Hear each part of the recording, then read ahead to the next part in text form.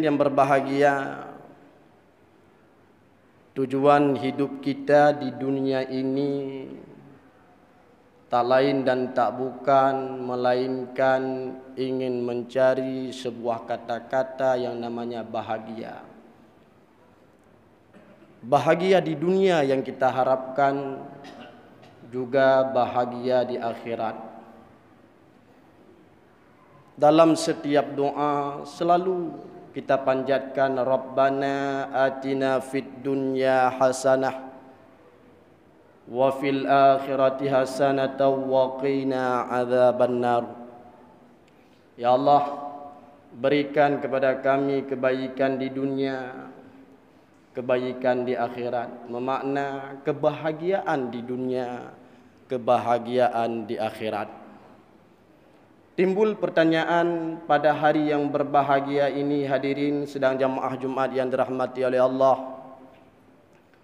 Sudahkah kita menjadi manusia yang bahagia? Belum kita pertanyakan bahagia di akhirat. Hidup kita hari ini di dunia, sudahkah menjadi manusia yang bahagia di dunia?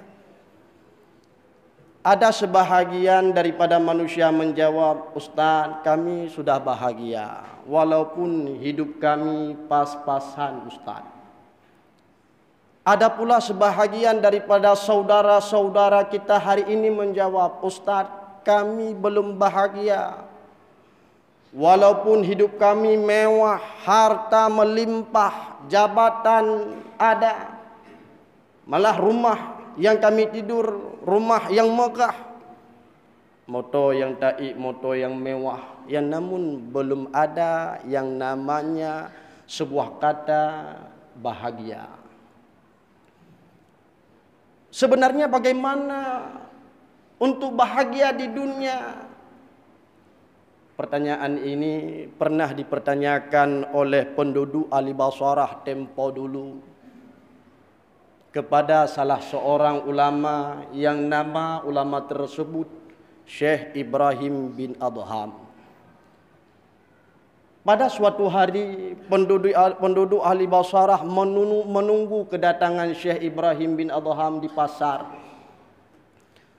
Ketika Syekh Ibrahim bin Adham sampai ke pasar, lalu salah seorang daripada penduduk Ahli Basarah mendatangi Syekh Ibrahim bin Adham. Wahai Syekh, kami hari ini ingin bertanya, kenapa hidup kami tidak bahagia? Kenapa selalu kami berdoa kepada Allah, doa kami ditolak? Bukankah Allah pernah berkata di dalam Al-Quran, Udu'uni astajib lakum. Berdoa olehmu, niscaya aku terima, kata Allah. Yang namun sampai sekarang doa kami belum diterima oleh Allah. Kami meminta kepada Allah, ya Allah berikan kepada kami harta. Allah tidak memberi kepada kami harta. Ya Allah berikan kepada kami pangkat dan jabatan. Sampai sekarang belum diberikan oleh Allah pangkat dan jabatan kepada kami, sehingga hidup kami tidak bahagia. Ataupun sebaliknya Syekh, doa kami diterima oleh Allah ketika kami meminta kepada Allah, ya Allah berikan kepada kami harta. Allah berikan kepada kami harta. Allah berikan kepada kami pangkat dan jabatan. Tetapi sebuah kata yang namanya bahagia sampai sekarang belum diberikan oleh Allah. Maka hadirin yang berbahagia, coba kita duduk pada hari yang berbahagia ini, kita renungkan. Sudahkah kita menjadi manusia yang bahagia? Apa jawaban Syekh Ibrahim bin Adham? Wahai saudaraku, li'anna qulubukum matat bi asyrati asya. Wahai saudaraku, ada 10 perkara sehingga yang mati di dalam hatimu, sehingga doa tertolak, doa tidak diterima oleh Allah. Walaupun pada kesempatan yang berbahagia ini mungkin ulun tuan pegah bansi puluh boh, ulun tuan pegah saboh, mudah-mudahan menjadilah bahan renungan dan pelajaran bagi kita semua. Hadirin yang berbahagia, li'anna qulubukum matat bi asyrati asya. Ada 10 perkara yang mati di dalam hatimu sehingga Allah menolak doamu, walaupun Allah menerima doamu, yang namun sebuah kata-kata bahagia tidak diberikan oleh Allah. Yang pertama, apa kata Syekh Ibrahim bin Adham? Araftumullah falam tu'addu haqqa. Kalian mengenal Allah, tetapi kalian tidak menunaikan hak-hak Allah.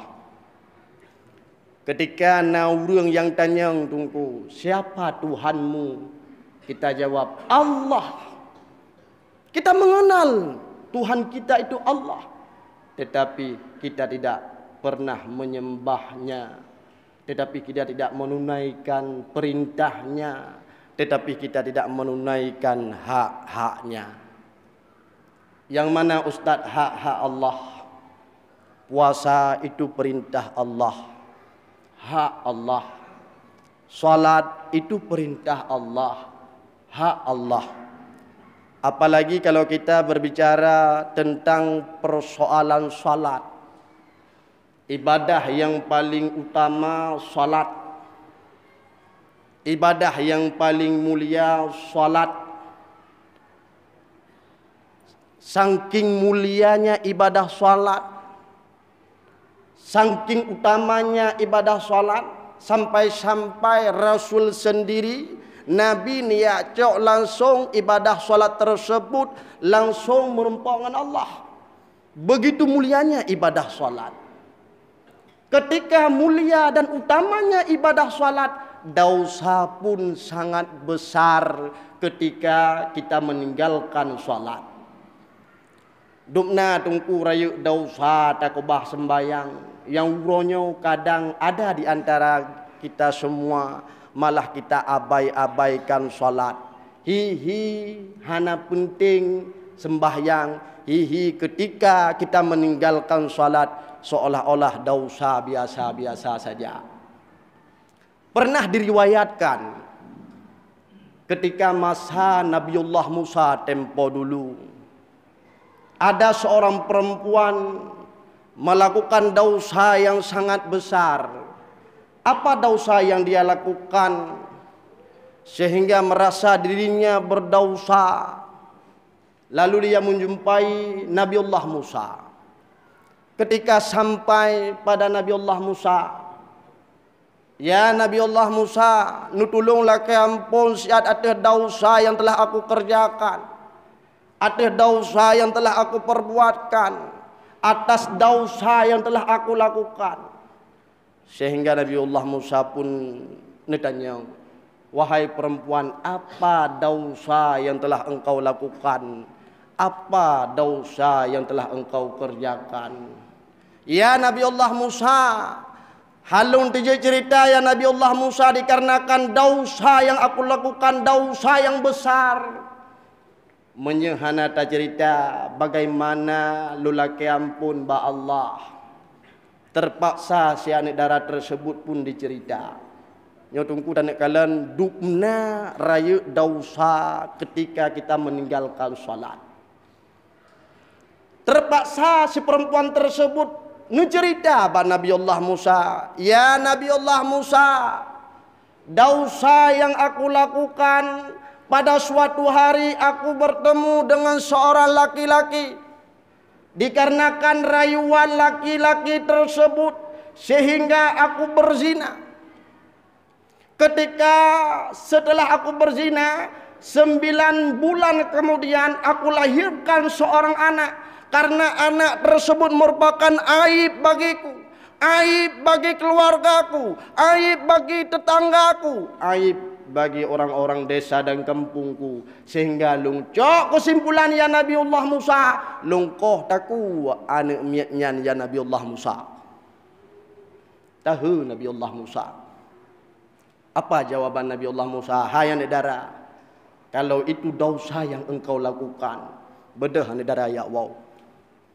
Ibadah anak darahnya ya Allah. Hadirin yang berbahagia, Di tengah-tengah perjalanan si perempuan tersebut pulang ke rumahnya, turunlah malaikat Jibril merempok dengan Nabi Allah Musa. Apa kata Jibril?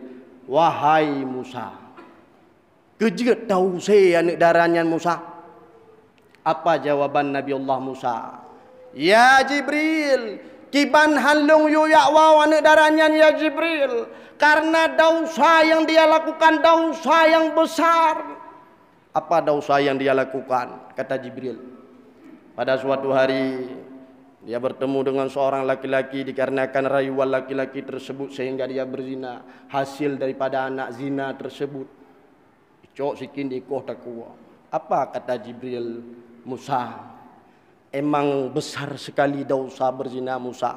Malah hadirin yang berbahagia, di dalam hukum Islam, apabila naung yang muzina, lajang memakna sina kalau menalakau si perempuan belum ada suaminya, giyu support ngen awi sertuh go raya dosa berzina. Apabila seorang suami sudah punya istri, si istri sudah punya suami, dia berzina, giyu gleng bak simpang jalan, giyu rom nganek batai, besar dosa di zina, sangat besar. Dosa membunuh dalam hukum Islam, nyawa harus dibayar dengan nyawa. Dosa membunuh, dosa yang sangat besar. Apa kata Jibril? Musa, hati-hati, ada dosa yang lebih besar daripada dosa berzina, lebih besar daripada dosa membunuh. Malah umatmu akan melakukan dosa tersebut. Umat akhir jamun zingoh akan dilakukan dosa tersebut. Di mana menyembah saja no bak kide ipu buat dosanya, lam blang ipu buat dosa tersebut, lam gle ipu buat dosanya, lam kanto ipu buat dosanya, malah irumuh ipu buat dosanya, istri ipu buat dosanya, anaknya sendiri dia melakukan dosa tersebut. Apa kata Nabi Allah Musa? Ya Jibril, dosa apakah itu ya Jibril? Apa jawaban malaikat Jibril? Dosa orang meninggalkan solat. Musa, dosa kubah semayangnya lebih raya daripada dosa Medina. Kan memakna tungku dosa Medina nyohana rayuk cukup rayuk dosa. Dosa orang meninggalkan solat lebih besar daripada dosa membunuh. Inna salata tanha anil fahsya'i wal munkar. Sungguh nepegah oleh Allah, salat itu dapat mencegah perbuatan keji dan perbuatan mungkar. Menyeh getanya ka putui-putui dalam sembahyang dalam tubuh, maka urang tersebut hanruh li ipu buat-buat keji, hanruh li ipu buat-buat mungkar. Maka hadirin yang berbahagia, malah Luqmanul Hakim berwasiat kepada anaknya, wahai anakku, ya bunayya aqimis shalah. Wahai anakku, dirikan olehmu akan salat. Karena anak Luqmanul Hakim, anak yang pintar, anak yang bijak. Lalu anak Luqmanul Hakim bertanya kepada Luqmanul Hakim, limadha? Ayah, untuk apa aku salat? Apa jawaban Luqmanul Hakim? As-salah li nafsika li annaha tanha anil fahsya'i wal munkar. Menyatakan yang baklongan, untuk apa kamu salat? Maka aku menjawab, salat itu dapat mencegah perbuatan keji dan perbuatan mungkar. Maka hadirin yang berbahagia, orang yang meninggalkan salat tidak akan pernah bahagia, baik di dunia dan juga di akhirat. Maka untuk mencari kebahagiaan, konsep utama adalah salat. Kita ajak anak kita untuk salat, diri kita untuk menunaikan salat. Tidak ada kebahagiaan bagi mereka yang meninggalkan salat. Baik bahagia di dunia, lebih-lebih kebahagiaan yang kita inginkan di akhirat. Oleh karena demikian hadirin yang berbahagia, tujuan hidup kita di dunia ini tak lain dan tak bukan melainkan kebahagiaan. Walaupun hidup kita pas-pasan, harta tidak banyak, jabatan kadang tidak ada, yang namun dikarenakan selalu kita tunaikan ibadah salat, insya-Allah kita akan bahagia dunia dan akhirat. Orang yang bahagia di dunia dan di akhirat Allah berikan kepada mereka, yaitu syurga Jannatun Naim. Amin ya rabbal alamin.